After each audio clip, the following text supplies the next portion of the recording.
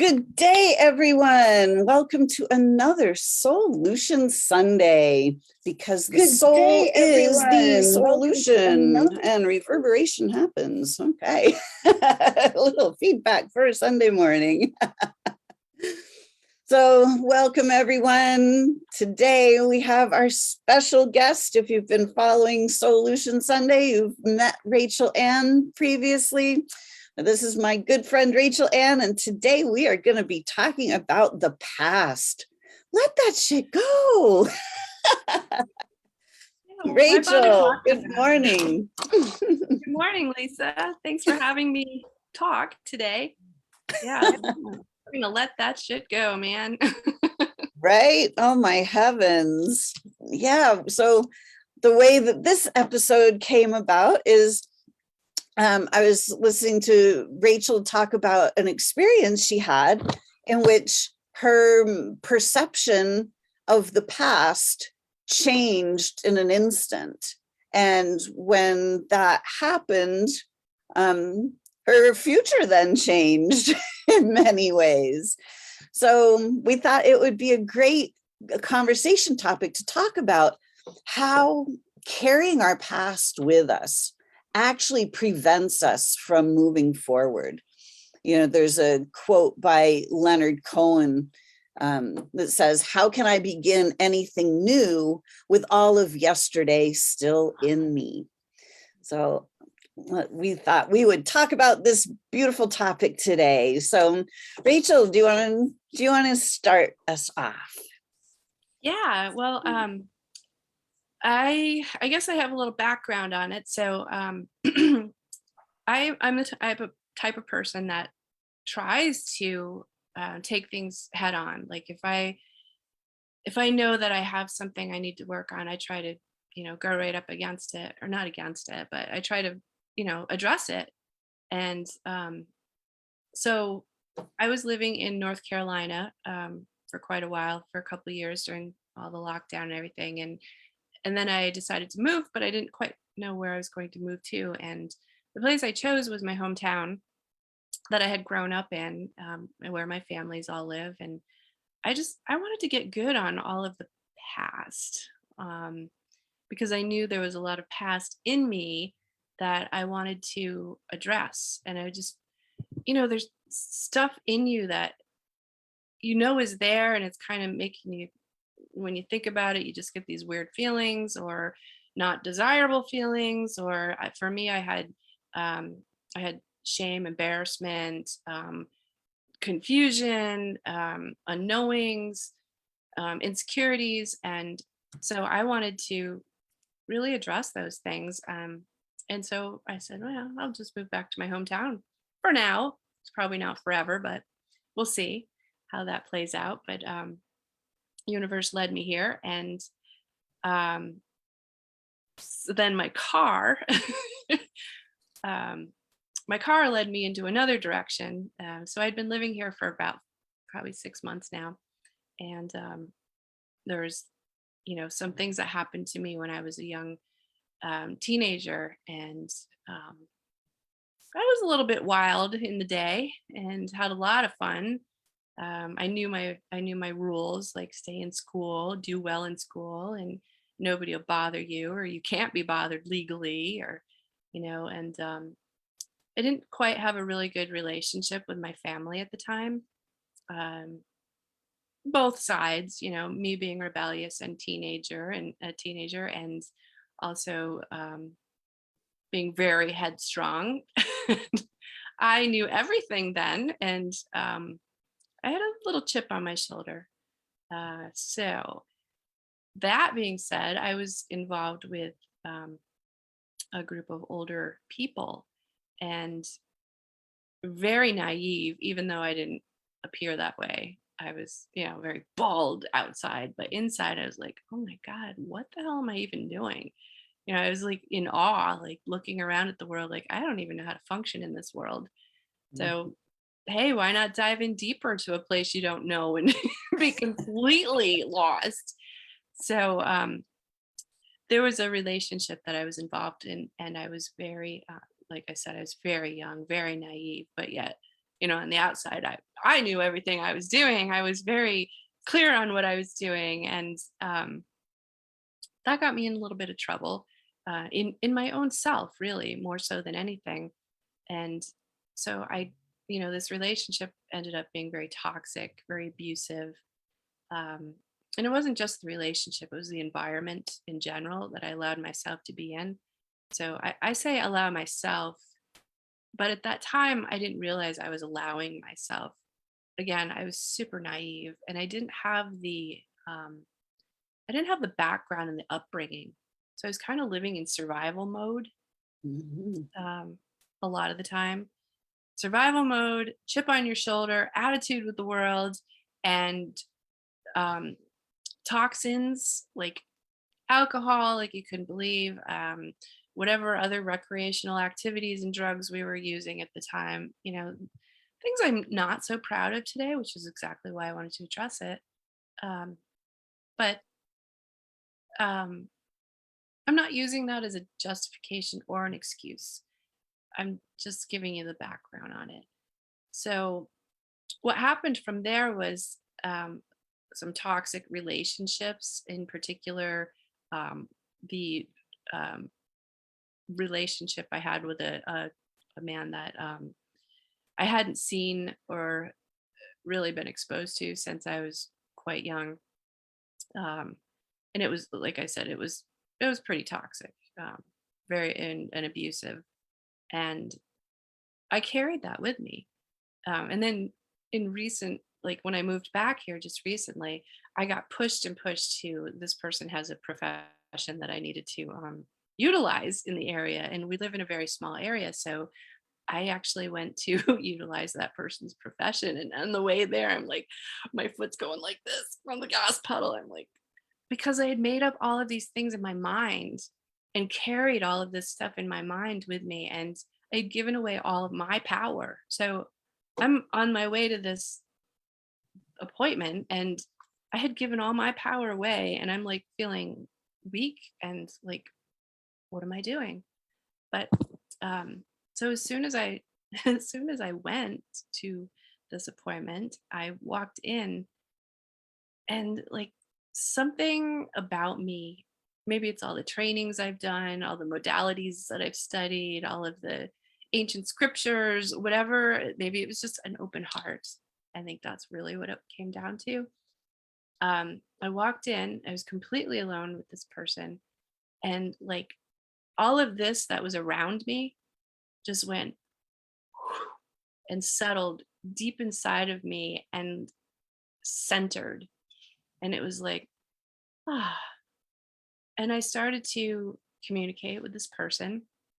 I had conversation, but as I was having the conversation, um, keywords were coming out. Like the conversation was totally on the surface and about everyday things, and even the topic of why I was even there.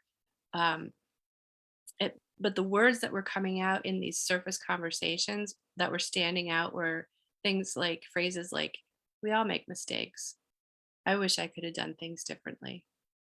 The past is the past. I can't even do anything about it." And it was amazing because that wasn't the conversation really, but those were pieces of another conversation that were coming out loud and clear. And it's like, wow, this is amazing. So I'm like sitting there watching this, like I'm fascinated how it was unfolding. And I got to see this person um, as a person now, not as a person that I had encountered 25 years ago, 20 years, 25 years ago. Um, and not as a person that specific incidences had stuck in my psyche and built up and made and created a monster inside of my psyche. I got to see this person as who they are now.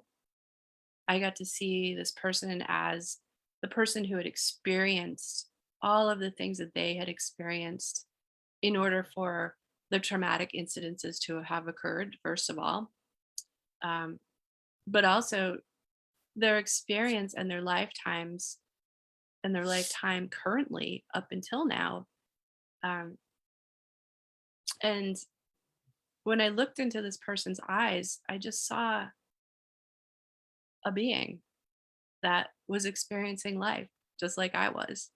And I saw like total humble, like, this is who I am, not the actions of what I've done is who I am. And I got to release all of that and say, wow, you're not your actions. You're not these incidences that you carried, that I carried with me. You're this.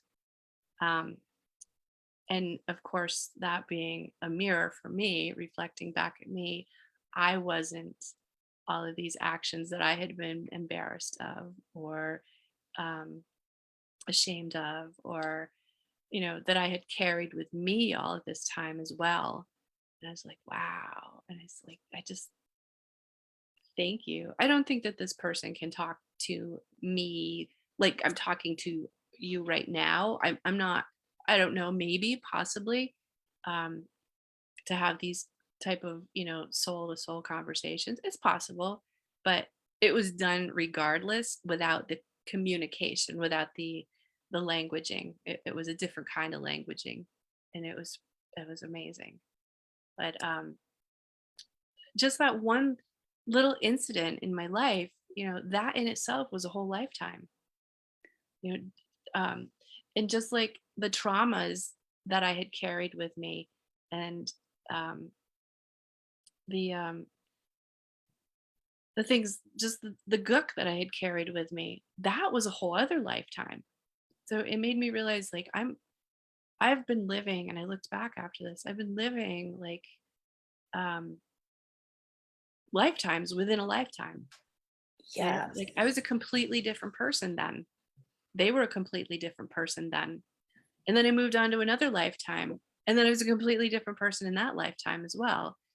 And I think it's important to realize that what we carry, like what I carried from that lifetime, pushed me into the next.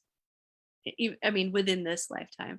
Mhm. So then I was in that lifetime and working through all of the things that I was probably likely carrying, but I was also creating too. So I think it's important to try your best. I know we're not perfect, but to try your best to address those things and to not carry them with you, because when you're moving into something different, that alchemy, like, the alchemy of that isn't going to be as pure, and you're not going to be able to create as clearly.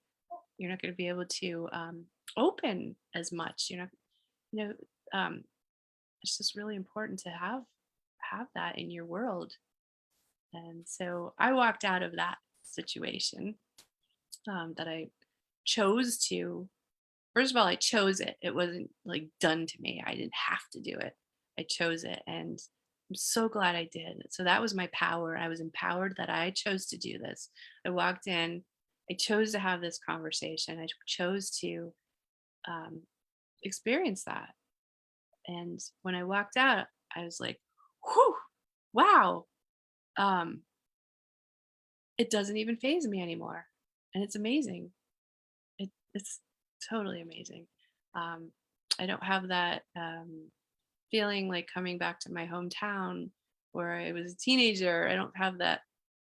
Oh yeah, I was a teenager and I did stuff. I don't have that anymore at all. It's not even in me, and it's amazing how such little steps can free us, and it's amazing how such little things can enslave us too, and bind us into not being free.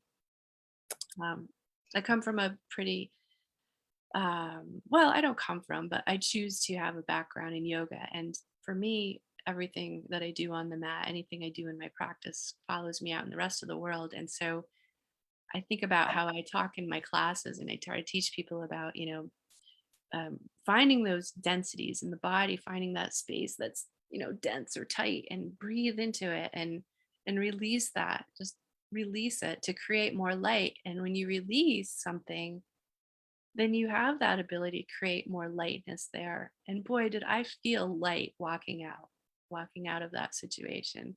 I felt I feel so much lighter now. And didn't even realize how heavy I actually felt until I was able to release it. Right? It's It's amazing that, we've never, as humans, we've never been taught how to manage our emotions, how to manage our energies, how to manage those things that seem oppressive or scary or embarrassing or, whatever they are. And we hold that weight in ourselves. We hold the weight in our energy field, that density of the shame or the guilt or the embarrassment or the anger, whatever it is. But we've never been taught how to effectively release those things. right. Yeah. And it's like I was saying, the stories that we carry with us that are burdens, and even the stories that we carry with us that aren't burdens, they're first of all, they're stories. Mhm. And secondly, we build on them. Like we build on them according to what we hold about them. So Yes, it's really important to not hold in a for lack of better languaging, in a negative connotation, because then you can build more lightly. Because if you're light, you can build light. If you're heavy, then you're going to tend to build heavier. exactly. I Excuse me. remember I remember as growing up as a figure skater and my body just being like weightless, like it was just so light. Like I weighed a lot on the scale, but I was tiny and, I was just packed muscularly and moving was just absolutely effortless. I never even thought about it. It was just like moving through air all the time. But then as life became, as I had to adult and try to figure out how to make money in the world and where I was supposed to fit in and what I was supposed to do and what I wasn't supposed to do and how to pay my taxes and blah, blah, blah. Life got heavier and heavier and heavier with all of the rules, all of the regulations, all of the have tos and shoulds and shouldn'ts and, 40 hours this and 60 hours that. And it got heavier and heavier and heavier. And my body got bigger and bigger and bigger. And my psyche got more and more depressed until my body was twice its normal size and I was suicidal. Like, and then, gee, how did that cancer happen? That must have just fallen out of the sky into my body. Like, it was completely obvious that I had to address all of that stuff. It was completely clear to me that my body was out of balance because I was carrying all of that burden. And I realized that my soul doesn't have that burden. Like who we are as beings is completely free. We don't have any of these burdens, but it's just that we've been taught to, we've lived in this, warmongering society where everything is a battle, everything is that struggle to survive. And we're so busy struggling to survive and trying to work our way to the top that we just keep carrying all of this stuff with us Yeah. without looking. Yeah.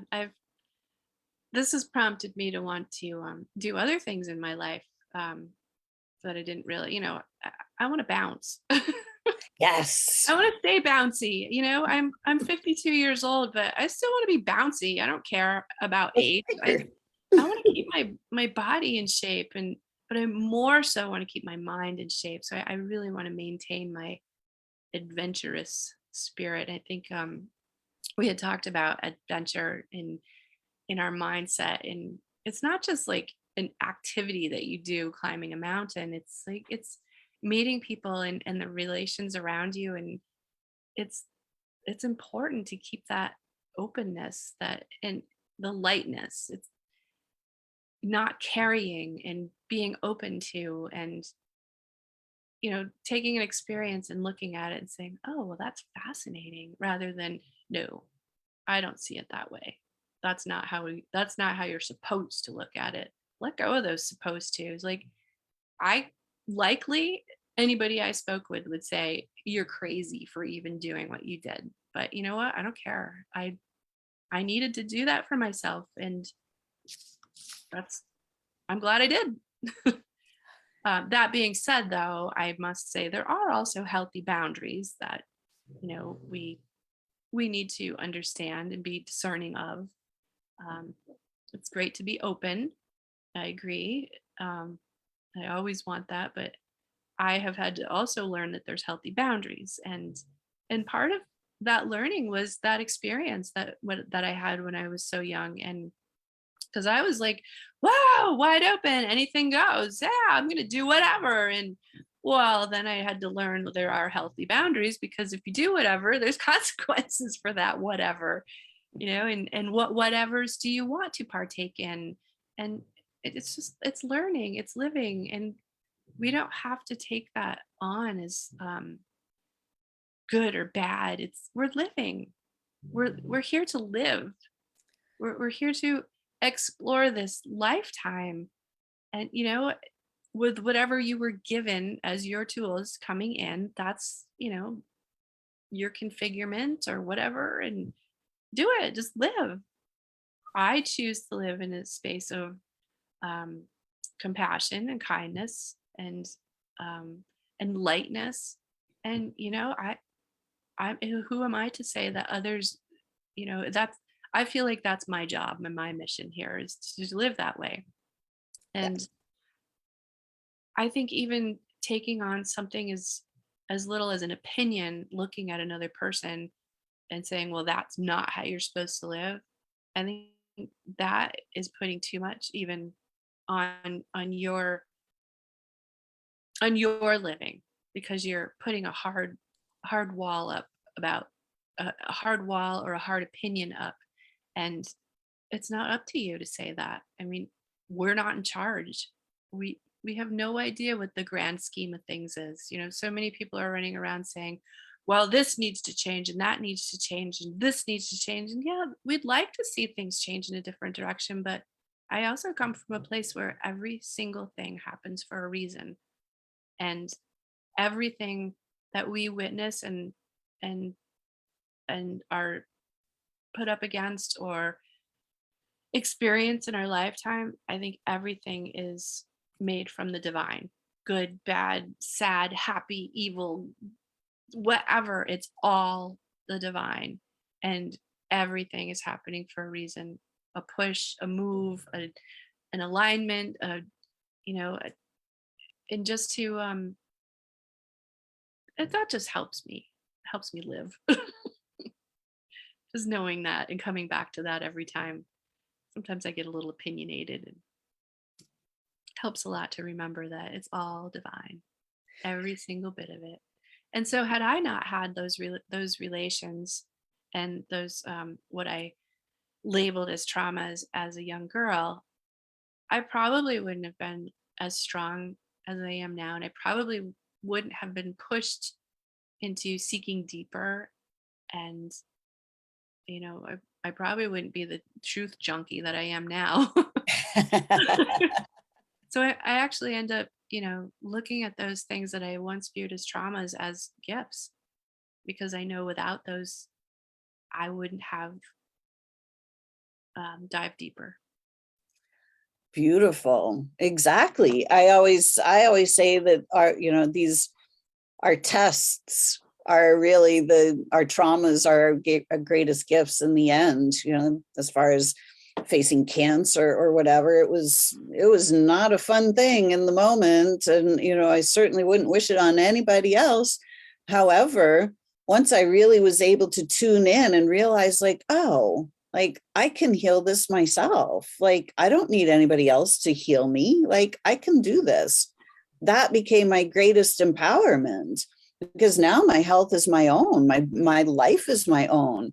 And all of these experiences, where we bump up against things, it's like, oh, wait a minute. Okay, I don't want to repeat that again. So the next time it's like, well, okay, wait a minute. Let me shore up my boundaries so that I'm not taking on other people's opinions or have tos or shoulds or shouldn'ts. Right. Yeah, and it doesn't have to be like a it doesn't have to be a concrete or steel boundary either. It can be, yeah, this is my boundary. I'm still open to listening to you. I'm still opening to sharing, but there's just certain things that don't come through here, and I know that because I take care of me now, Exactly. and Vera it's says, fine. Yeah. Vera says, agreed. We only make changes when we are uncomfortable. Mm-hmm. That's very true. Our discomfort propels us forward, and as as humans, we're taught that we need to be like everybody else. We're taught to conform. We're taught from early on to, you're sitting in class, sit down, be quiet, listen to the teacher, do what you're told. And, church, whatever it is, government, do what you're told, follow the rules, be like everybody else, don't make waves. And we lose our own unique individualness. We lose that soul song. Every soul is created completely uniquely, and we all have our unique gifts and talents and loves and desires and dreams. But in the strive to be like everybody else, we forget that. We take on all these other energies, and we live our lives from the have tos and shoulds rather than from the joy and excitement. Right. And the ability to know ourselves is the boundary that we set up. That's been my real awakening, is that we don't need to try to protect ourselves from the world. We need to gather ourselves up and know who we are so fully that when the world presents us with options, we have clear yeses and nos. Like, oh, yes, that feels like me. That feels like it's good and expansive, and that feels like something I would love to do. Or, yeah, no, it's not where I'm heading. And our ability to stand strong in that. I agree. I agree completely. Um, Something to add to all of this is interesting enough. Occasionally, I'll pick an oracle card or something like that. And so, probably about a month ago, I picked a card, and it was, I have to say it right, Avalokiteshvara. And I wasn't aware of this deity. It's a Tibetan deity, Hmm. um, Avalokiteshvara, and he's a male deity, and the Tibetans, they visualize this Avalokiteshvara above their heads, and and he gifts light into your heart, and then once he gifts light, I took it as lightness into your heart, then you have that ability to have that light to share with others. And how I visualized it was like the visualization is the deity, but it cleanses your heart space so that you're not having all that gook. You look in there kind of like what you do with your globe, and so you're going into your heart and you're getting rid of any gooks, so then your heart becomes pure and really light, and then you're able to go and share and emit this light and have the ability to walk lightly, and not and the connection between the heart and the mind, that light there. So when you're meeting people and you're meeting experiences, then you can take it with a in a means of lightness rather than a means of gook, because I think like light attracts light, gook attracts gook. So if I'm gooky, I'm gonna come across people, maybe somebody who's just this wonderful, beautiful person, and all I'm gonna see is gook, because that's the space that I'm carrying with me, um, as opposed to the light space. So I found that very interesting that that had taken place too, and I didn't realize it until yesterday. I was looking through some of my notes. I'm like, oh yeah, that was that deity that I didn't know anything about, and I had to go and study and. I I mean, I didn't have to, but it just played out perfectly. And then so that like ties into everything happens for a reason. And the world is, who is it? A guy named Bresny. His last name's Bresny, and I can't remember his first name, but he wrote a book called Pronoia. And it says the universe Oh, is Rob. Yeah. conspiring to support you. Yeah, Rob Bresny. The Yep. universe is conspiring to support you Yeah. and fill you with all this goodness. And but all we learn is it's conspiring to get us. Exactly. And so I'm such an activist in the universe is conspiring to do good and help us and promote us and help us see the beauty around us in others. And I think it's so important. But and I think that's so important for children. I Mhm. look back and I think, um, had I had a different childhood, that may not have happened. But again, I still believe everything happens for a reason. And not only that, but I believe that I planned this out. I'm a creator and I planned this all out prior to even coming here. Mhm. And for what reason is that? I don't know. Maybe it was just to enrich my soul and become deeper in that way. And maybe someday I'll know, maybe not. I don't know. I'll just live and enjoy it and share. And Yeah. I mean, when I look at this world as a really, really little girl, I could see the amnesia. I could see that nobody remembered who they were. Like, where was my soul? Where have I been prior to this? Where was I before I came into this body? I mean, mhm, it's clear that I was somewhere before I came into this body, but I don't have any of those memories. It's like all of our memories have been erased. And now we're here just as this human in this one little short lifetime to try to work it all out. And it's like somehow, like, we have to be able to, like, not have to as in should, but like there's got to be a way for us to remember who we actually are. mhm, And that's been really one of my goals in this lifetime is, how do I remember who I actually am? Like, because there's far more of me than just this physical human self. yeah. And as we start tuning in and tuning out the external world and stop carrying the past with us and get really present, right? Because we're taught that there's past, present, and future. And we base our entire lives on trying to shove the past under the rug and try to not recreate the mistakes from our past in our future. So we're so focused on the past and the future, the past and the future, that we're never really present. Mhm.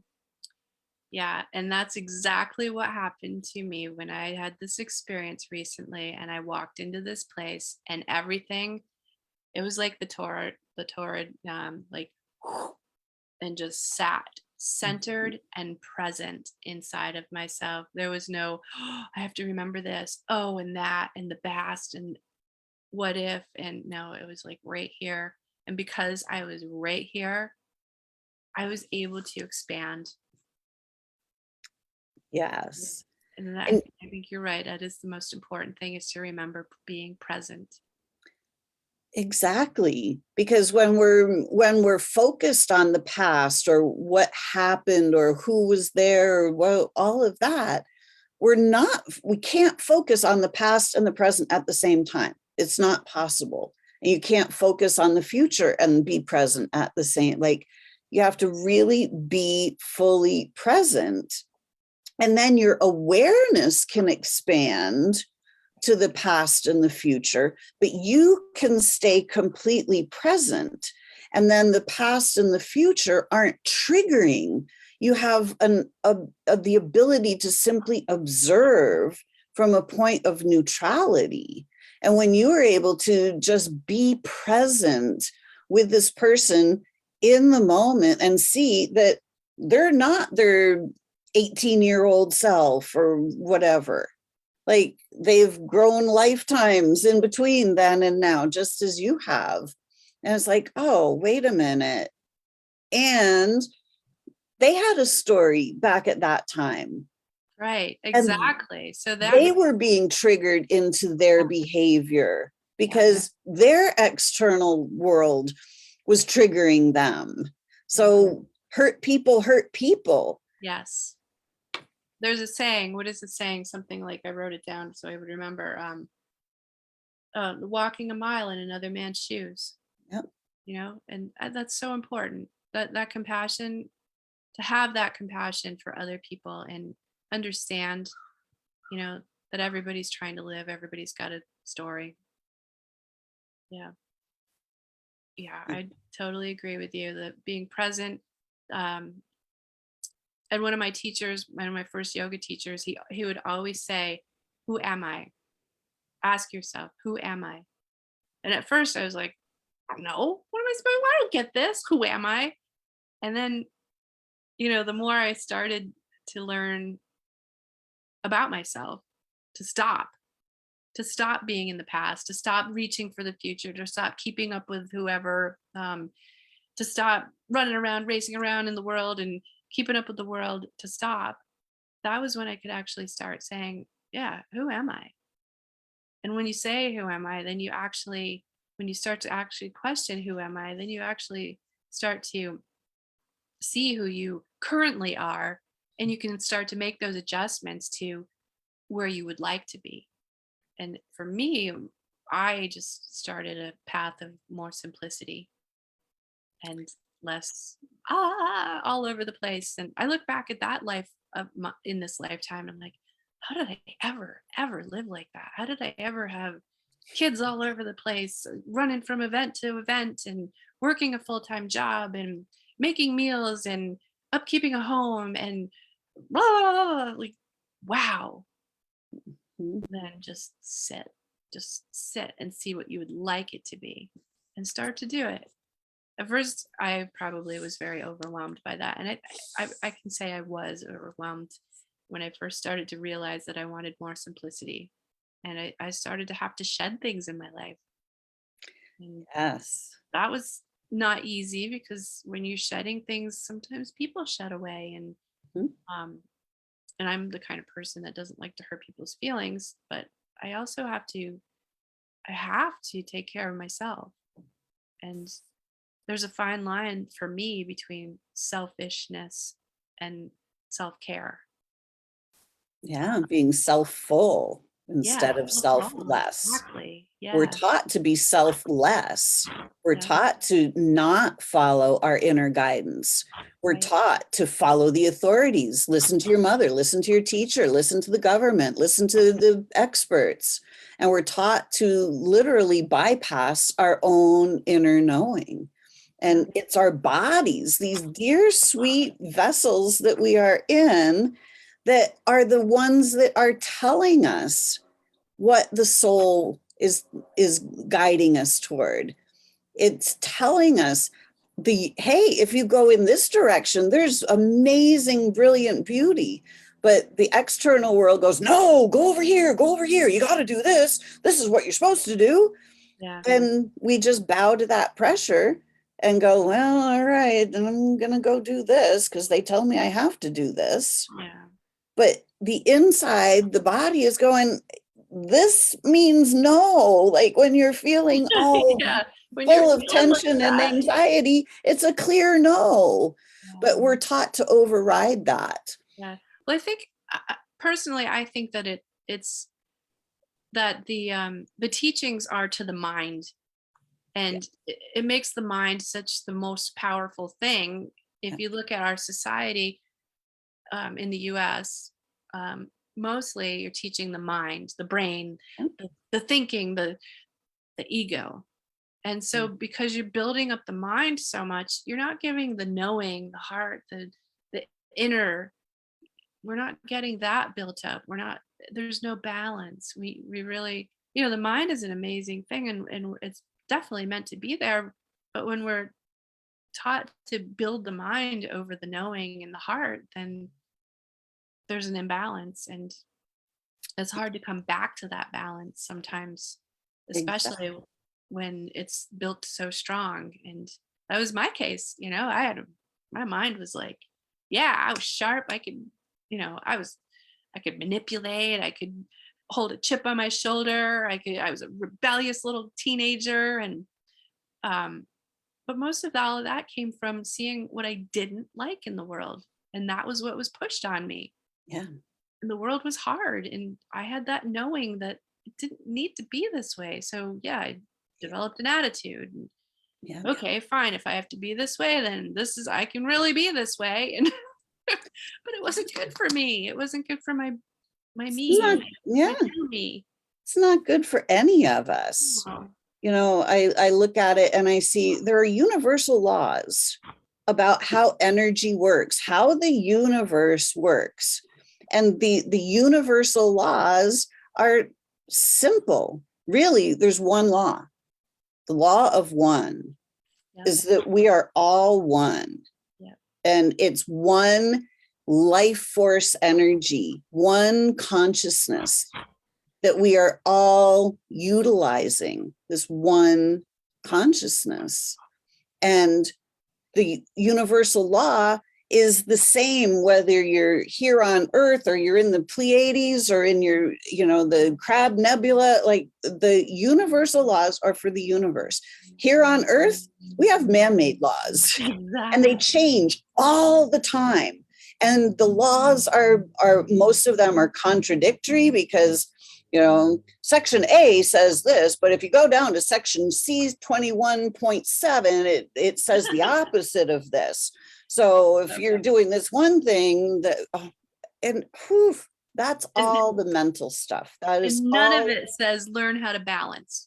None of it. Exactly. Nowhere. Yep. So we are driven into the mind to follow all the rules. This is how everything works. But it's not how the universe works. Yeah. So we live on a planet that doesn't work. Like, nothing is very little on this planet is in harmony or balance. Nature is. It is So we by it. exactly, left to its own devices. Yeah, it's always in balance. However, look at what's being done to nature to throw it off balance. The chemicals being sprayed in our skies, the pollution in the air, the pollution in the waters, the big floating garbage islands in the middle of the Pacific. It's like these things are not in balance. They're not in harmony with nature. We have been forced out of harmony within ourselves. That mental construct has been so overdeveloped, overcomplicated, that we don't even know who we are. And it is, I think you're spot on, that return to simplicity. Yeah. But again, there's also that these things have happened to such an extreme. Everything happens for a reason. So now we're able to see this. We're seeing this extreme and it's in our face, and it's making us realize, wow, we really need to change things. Yes. Thank you for all of these signs. Thank you for this. Thank you for these atrocities. It just makes us realize we need to do things differently. We need to come to a balance. Yeah, it's really sad that, atrocities have to happen, Right. In order to grab our attention. Mm-hmm. But how else would we know if we didn't know something like that?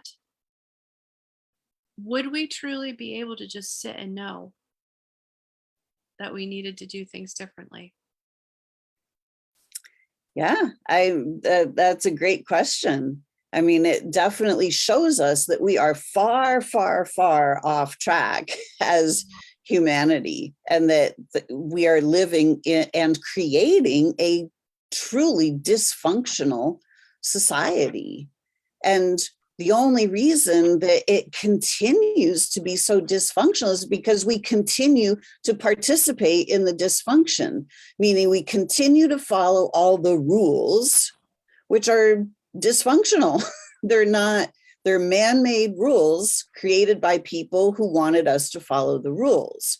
So when we stop and start tuning in, we start tapping into the universal laws of how energy works. And the universal law, go back to the law of attraction, saying that like attracts like. So if we're carrying guilt or shame or embarrassment or anger or rage, resentment from the past in our energy field, those energies have to be reflected back to us because the universe is a mirror. Yeah. So by carrying all of that story from our past with us, we're actually throwing it out into our future. We're holding on, saying, here, this is what is. And the universe goes, oh, okay, well, here's some more of what is. Yep. Just like you were talking before, the planet, the nature, that's mirroring back to us what we need to change. Exactly. It's everywhere. Everything is everything. And we are all one, no question. We are all connected. And with all of this heavy mind training, we forget that we are all connected because you can't feel how you're connected from your brain. You can only Exactly. feel it from your heart. Yes. Amen. Yeah. Yeah. And our hearts have been shut down. As children, I remember, I don't remember the circumstance, but I remember that first blow of getting, scolded for something that I didn't even do. Like, I was just being me, and all of a sudden, wham, something happened that somebody yelled at me. Yeah. And it hurt. Like, I wasn't doing anything wrong. I just got yelled at. And I just remember how much that hurt. Yeah. And in that, I remember in that moment going, oh my gosh, I have to shut down. Like, I have to close this heart because I don't want my soul damaged. Like, it's too hard to be here. Like, I can't be open and vulnerable because I can't take more of this damage. I have to put up some armor and some shields. Yes. And then when you do that, you start acting completely different than what you actually are. Yeah. You stop trusting Yes. the universe. You stop living in that state of innocence and vulnerability and purity. I was having a conversation the other day with somebody about our children, and they were saying, well, and this and that, and I said, you just gotta love them. You just let them know that they're loved. And yeah, I mean, there's some guidance that you want to throw in there, but the biggest thing is to let them know they're loved. And I think when children know that they're loved, they want to create from that point more so than any other point in their lives, more than the traumas, more than and maybe they tend to have less traumas. I don't know. Maybe they have traumas equally, but what is trauma? Nothing but a story that we've allowed to take on a negative connotation and carry with us. I know that people have extreme things that have happened in their lives. I mean, there's some horrible things that people do to each other. But if you can allow yourself to view that as a story, as an adventure in your life, and learn from it and grow from it and expand from it, then it doesn't have to be something that enslaves you. Exactly. Michelle says, I need a lot of convincing that everything happens for a reason. So do I. I have to remind myself all the time. Yeah. And, the reason is energy. Like we were talking about before, if we've carried these energies of guilt and shame and blame and all of that, if we're carrying that in our energy field, the universe matches it. So if, I had for me, I had all of these energies of of rejection, not being wanted, not being included, not being understood. And that energy then became reflected in my cells in this form of cancer. So the thing happened for a reason. Like, it was because I was carrying all of these things in my energy field, and my body was responding to those thought patterns that were there of I'm not okay. Yeah, these little imprints along the way, and we don't even realize we carry them. Like, something can trigger you. You're walking down the street and something triggers you, and you're like, "Oh, wow!" And the shamanic practices, they call it soul retrieval. It could be something as little as you fell down and on your butt when you're 2 years old and you lost a little fragment of your soul. When you did that, well, it's just gaining and becoming more whole. And the more whole you are, the better it feels. For certain. And the simpler things become, at least that's my experience. All of a sudden, when I was living my life in my mind and trying to figure things out and trying to do the right thing and, do what I was supposed to do and figure out where I was supposed to fit in the world, life was really stressful. It was really complicated. It was just filled with all kinds of stuff.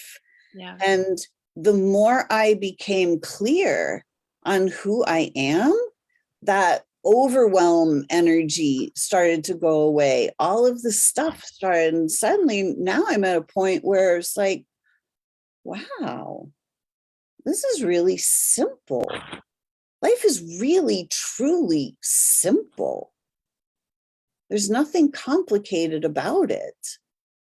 Until the next thing comes along to push you forward even further.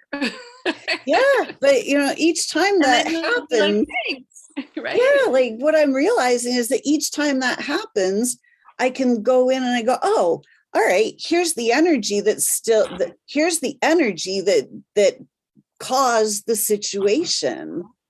Right. And let me just clear that out. And I just keep clearing out more and more energies. And my energy field gets clearer and more balanced and more calm and more stable. And the more you clear out your energy field and balance it, the better you feel. Yeah. And the simpler life becomes, because not all of the garbage is being presented because it's no longer in your energy field. If you're no longer carrying the shame and the blame and the guilt and that happened when you were 4, 5, 6, 7 years old, then it doesn't have to get reflected back all the time. Right. You get to clear your glasses and you can see so much more clearly. I like those rose glasses. I think they used to be rose colored glasses. Right. Exactly. I remember having some blue ones at some time, like some blue circular John Lennon glasses. Yeah, I remember I had those too. The rainbow mirror on the outside. Right. They're pretty fun. I know.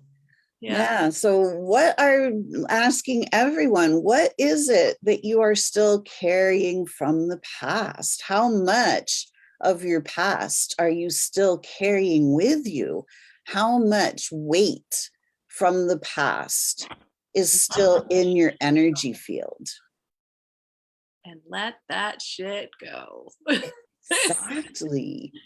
Yeah. And so how do we do that? How do we start letting that go? I think you start by just stopping. That's I the love number that. one thing. Just not stopping to, not even stopping to carry it, or not even stopping with any intention other than to just stop And sit, become present. breathe, just breathe. And that's the only thing you have to do. That's it. That's it. Yeah, I agree. Yeah. That's, becoming fully present in your body by breathing. That breath is what connects body, mind, and soul. And it's the breath that connects you to the living life force energy of the universe. Yeah. And when you can sit and you can just be and you can breathe the living life force energy of the universe, you develop a relationship with the universe. And suddenly you realize, I am merged with the universe. I am the universe. There is no separation. Yeah. The entire universe is on my side.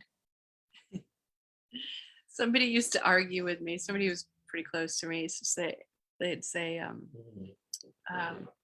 I am one. And I'd say, well, I am everything. I am all that is. That's what I would say. I am all that is. And they'd be like, well, I'm one. I'm like, yeah, well, I'm all that is. We just kept going back and forth with it. And it's the same. It's the same thing. It's the one, all that is. Yeah. Yes. It's like when you learn sets in what, first or second grade. An apple, an orange, a banana, and a fish. Which one of these don't belong to this set? You know, it's like, but if you take the set of all that is, there's one.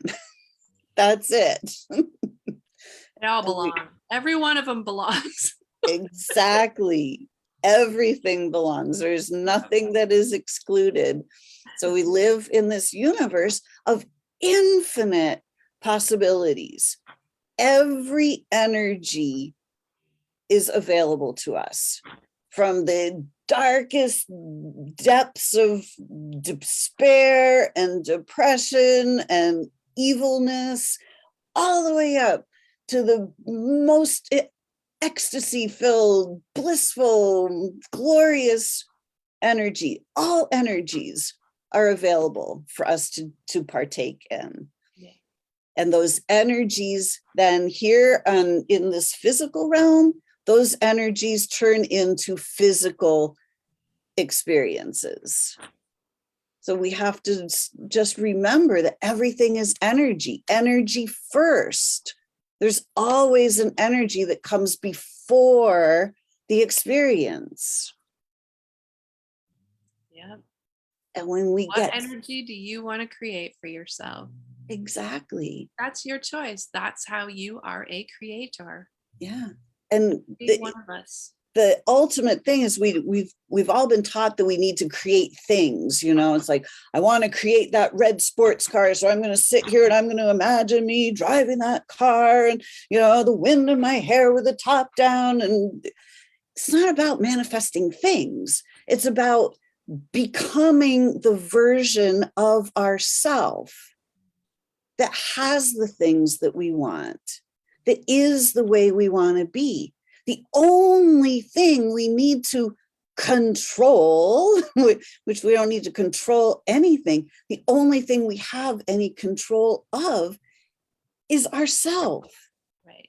And by changing ourself, by changing our internal environment, by raising our level of peace and happiness and clarity, that's what changes the rest of the world. Yep. Because we're like little antennas, we're like beacons.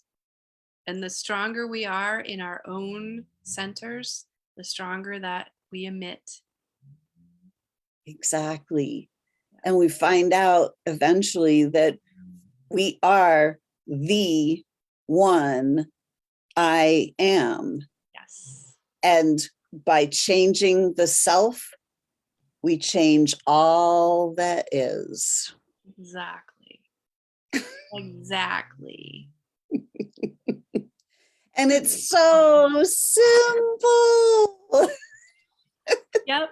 It's what I say at the end of every one of my yoga classes. I say, I honor the divinity that dwells in you, that also dwells in me. Namaste.